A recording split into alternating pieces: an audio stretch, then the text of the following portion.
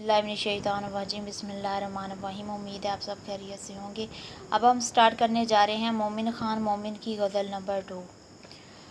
गज़ल number 2 शुरू करने से पहले हम इस गज़ल का कुछ पस मंज़र बयान करेंगे कि ये गज़ल किस पस मंज़र में लिखी गई है। ज़ेर तशरीह गज़ल का पस मंज़र कुछ यूँ है कि फ़ज़ल हक़ खैराबादी आरज़ू मोमिन के दोस्त से क्या थे, उनके दोस्त थे। मोमिन शाह इस्माइल शहीद के मोतक़िद थे, जबकि फ़ज़ल हक़ उनके मोतक़िद न थे। मोमिन और फ़ज़ल हक़ दोनों शतरंज के शाइक थे, शौकीन थे, यानी कि शतरंज खेलते हुए साथ साथ इल्मी और कलमी मनाज़रे जारी रहते और फ़रीक मुखालिफ फ़ौरी जवाब देता। एक मरतबा फ़ज़ल हक़ ने सवाल पूछा, जिसके जवाब में शाह इस्माइल शहीद ने मोहलत मांगी। फ़ज़ल हक़ खैराबादी ने तंज़ के तौर पर मोमिन से कहा, बस जवाब दे लिया आपने, आपके पीर साहब ने। अगर जवाब देना होता तो अभी देते। मोमिन को ये बात बहुत नागवार गुजरी और सुनते ही तैश में आ गए और शतरंज का तख्ता उलटकर कहने लगे, ले नाम आरज़ू का तो दिल को निकाल लें। क्या कहते हैं? ले नाम आरज़ू का तो दिल को निकाल लें। इसी तरह मोमिन ने उनसे दोस्ती मुनक़ता कर ली, ताहम बाद में अहबाब ने सुलह करा दी और मोमिन ने ये गज़ल लिख कर आरज़ू को अरसाल की। गज़ल क्या है, पढ़ते हैं हम गज़ल की जानिब। ठानी थी दिल में अब ना मिलेंगे किसी से, पर क्या करें कि हो गए नाचार जी से हम। ठानी थी यानी कि अज़म किया, पक्का इरादा किया था। नाचार आजिज़ मजबूर लाचार, जी यानी कि दिल। अब बढ़ते हैं मफ़हूम की जानिब। मैंने दिल में पक्का इरादा कर लिया था कि अब महबूब से नहीं मिलूँगा, लेकिन दिल के हाथों मजबूर हो गया हूँ। ज़ेर तशरीह शेर में शायर ने तर्क मोहब्बत के मामले में अपनी बेबसी का जिक्र किया है। दरअसल राह इश्क में आशिक को बेपनाह मसाइब का सामना करना पड़ता है, तकालीफ सहनी पड़ती हैं और खून के घूंट भी पीना पड़ते हैं। ज़माने के तन से भरे निश्तर सहने पड़ते हैं और अकारब की मुलामत तो बर्दाश्त करनी पड़ती है। ताहम आशिक महबूब से मोहब्बत की आस में ये तमाम मसाइब जो है वो झेलता है, बर्दाश्त करता है, लेकिन महबूब बेपरवाह वाक़या होता है। उसे आशिक से कोई दिलचस्पी नहीं होती। जब महबूब की तरफ से मुसलसल बेमुरवती, सर्द महरी, लापरवाही, बेवफाई और अदम दिलचस्पी का उसे सामना होता है तो उसका मुसीबत ज़दा दिल पारा पारा हो जाता है। हंसते जो देखते हैं किसी को किसी से हम, मुँह देख देख रोते हैं किसी बेकसी से हम। मुँह देख देख रोते हैं किस बेकसी से हम। जब मैं किसी शख्स को किसी से हंसते हुए देखता हूँ तो मैं परेशान होकर अपनी बदनसीबी पर रोना शुरू कर देता हूँ।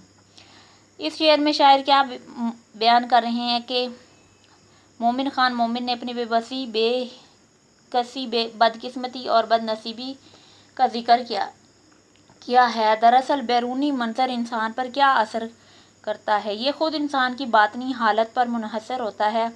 जो कैफियत इंसान के बातन के अंदर होती है, बैरूनी मनाजर भी उसी कैफियत के मुवाफिक असर करते हैं। अगर इंसान बातनी तौर पर खुश हो तो उसे तमाम शहर में ज़्यादा रौनक चहल पहल दिखाई देती है। तहम एक ऐसा शख्स जिसका बातिन तीर सितम से छलनी हो चुका हो, हसीन मनाजर उसे मज़ीद गमज़दा करने का ज़रिया बनते हैं। चुनाचे शायर इस मंज़र को देखकर परेशान हो जाता है और उसे बेसाख्ता बड़ी बेकसी से अपनी बेबसी पर रोना आ जाता है। किसी आशिक को उसके महबूब के साथ हंसता मुस्कुराता देखकर, खुशगपियाँ करता देखकर शायर गमज़दा हो जाता है। हमसे न बोलो तुम उसे क्या कहते हैं भला, हमसे न बोलो तुम उसे क्या कहते हैं भला, इंसाफ कीजिए पूछते हैं आप ही से हम। ए महबूब हम से न बोलो तुम के अल्फाज को तुम क्या कहोगे, ज़रा इंसाफ को मद्देनज़र रख कर जवाब दो। तशरीह तलब शेर में शायर ने महबूब की बेरुखी सर्द महरी का तज़किरा किया है। ये शेर मामला बंदी का शेर है। दरअसल आशिक महबूब के हसूल की खातिर हमा वक्त कोशा रहता है। दुनिया के मसाइब व अलाम उसका मुकद्दर करार पाते हैं। दरअसल शायर किसी दूसरे को भी अपने महबूब के दरमियान सालिस मुकर्रर नहीं कर रहा ताकि राज इश्क के आया होने से कहीं मोहब्बत बदनाम न होकर रह जाए, इसलिए शायर ने अपने महबूब ही को सालिस मुकर्रर किया है। शेर का एक और मफ़हूम ये भी हो सकता है कि शायर ने महबूब के अंदाज़े तखातुब पर तनकीद की हो कि ए महबूब, ये आपकी मुझसे तुम के अल्फाज से गुफ्तगू क्या मौजू है। तुम खुद ही इंसाफ करो कि तुम और तू का लहजा मुनासिब मालूम होता है। दरअसल शायर एक तरफ तो महबूब के पुरगरूर लहजे की तरफ तवज्जो दिलाता है और दूसरी तरफ महबूब को माइल बाइसलाह कर रहा है। बेजार जान से जो न होते तो मांगते, शाहिद शिकायतों पे तेरी मदई से हम। अगर हम अपनी जान से बेजार न हो गए होते तो ए महबूब रकीब की शिकायतों पर उससे गवाह तलब करते। तशरीह तलब शेर में मोमिन ने एक मुख्तलिफ नोयत का तज़किरा किया है जो रवायती उर्दू शायरी में नायाब है। शायर ने रकीब से महबूब की शिकायतों पर कोई गवाह तलब करने की वजह बताई है। रकीब का नाम आशिक से महबूब को बज़न करना दिखाया जाता है।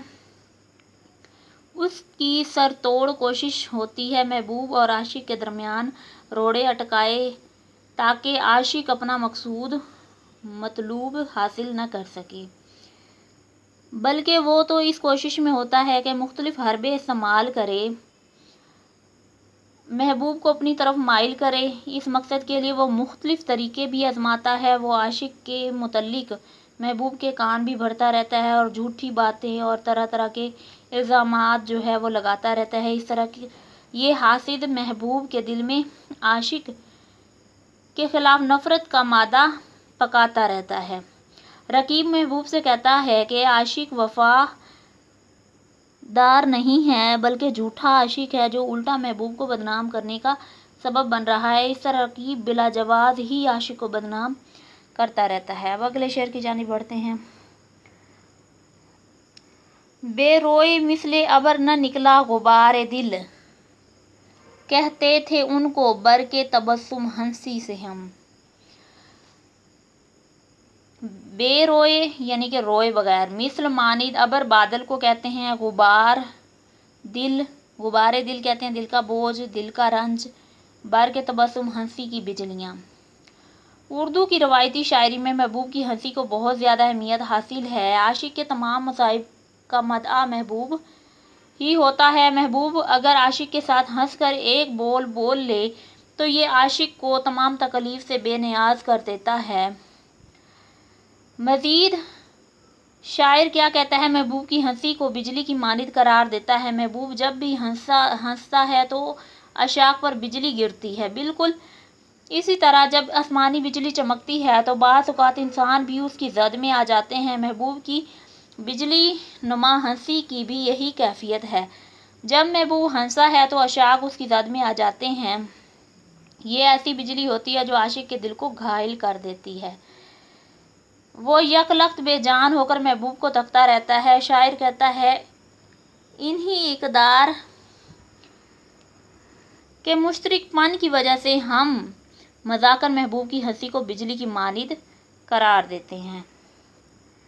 क्या गुल खिलेगा देखिए है फसले गुल तो दूर, और सुए दश्त भागते हैं कुछ अभी से हम। गुल खिलना अजीब और अनोखी बात। फसले गुल कहते हैं फूलों का मौसम, बहार का मौसम, सोए दश्त सहरा की तरफ। उर्दू और फ़ारसी की रवायती शायरी में मौसम बहार आशिकों के लिए आजमाइश होती है। ये मौसम आशिकों के सब्र का इम्तिहान होता है। लेकिन क्यों? दरअसल जो कैफियत इंसान के बातन की होती है, बैरूनी मनाज़र उसकी कैफियत के मुनाफिक होते हैं, यानी कि बिल्कुल मुख्तलिफ होते हैं। मौसम में हर शय जोबन पर होती है, फूल खिलते हैं, मौसम भी खुशगवार होता है, लेकिन इन तमाम हालात का आशिक के दिल पर गहरा असर होता है। चूँकि उसका बातन छलनी होता है, इसलिए ये हसीन लम्हात उसे मज़ीद सताते हैं और वो उनसे बचते हुए सहरा की वुसतों में पनाह लेता है। ले नाम आरज़ू का तो दिल को निकाल लें, मोमिन न हो जो रब्त रखें बदती से हम। आखिरी शेर में शायर क्या कह रहे हैं? मौलाना फजल हक खैराबादी आरज़ू और मोमिन क्या थे? आपस में दोस्त थे। मोमिन शाह इस्माइल शहीद के मुक़ल्लिद भी थे, जैसा कि मैंने आपको पहले बताया है। आरज़ू और शाह इस्माइल शहीद के दरमियान दीनी मामलात पर मुबाहिसा होता रहता था। दोनों के मुख्तलिफ मुसल्लक थे, वो जवाब फ़ौरी दिया करते थे। एक मरतबा जब मोमिन और आरज़ू शतरंज खेल रहे थे और शाह इस्माइल साथ बैठे थे, आरज़ू ने शाह इस्माइल शहीद से सवाल पूछा जिसका वो फ़ौरी जवाब न दे सके और मोहलत तलब की। आरज़ू ने मोमिन से तंज़न कहा, बस जवाब दे लिया। आपके पीर साहब ने अगर जवाब देना होता तो अभी देते। मोमिन की ये बात नागवार गुजरी और तैश में आकर शतरंज का तख्ता उलट दिया और उसी वक्त जो है वो शेर कहना शुरू कर दिया और इसी तरह उन दोनों की दोस्ती मुनक़ता हो गई। शायर अपने दिल से मुखातिब है कि अगर तूने आइंदा आरज़ू के साथ रवाबत कायम करने या दोस्ती करने की कोशिश की तो मैं तुम्हें भी सीने से निकाल कर बाहर फेंक दूंगा, क्योंकि कोई मोमिन किसी बदती से ताल्लुक़ नहीं रख सकता। मोमिन ने शायद इसलिए कहा कि तर्क उल्फत के बाद इंसान को दिल दोबारा माइल बाउल्फत होता है। क्या है? तर्क उल्फत के बाद इंसान का दिल दोबारा माइल बाउल्फत होता है, यानी दिल नहीं करता उसके साथ दिल लगी लगाने को। इसलिए बहुत मुबालगा मेज़ और बड़े खूबसूरत अंदाज में कहते हैं कि मैं ये बर्दाश्त नहीं कर सकता कि खुद मेरे सीने में बदती का मुक़ल्लिद मौजूद हो। आखिर में शायर क्या खूब कहते हैं, एक मैं शेर बयान करना चाहूँगी। आज से छोड़ दिया है तेरे दर को हमने। क्या कह रहे हैं? आज से छोड़ दिया है तेरे दर को हमने, कल से काबा भी इधर होगा तो सजदा न करेंगे। यहीं पर हमारी गज़ल का इख्तिताम होता है। इसी के साथ ही हमें इजाज़त दीजिए। अल्लाह हाफ़िज़।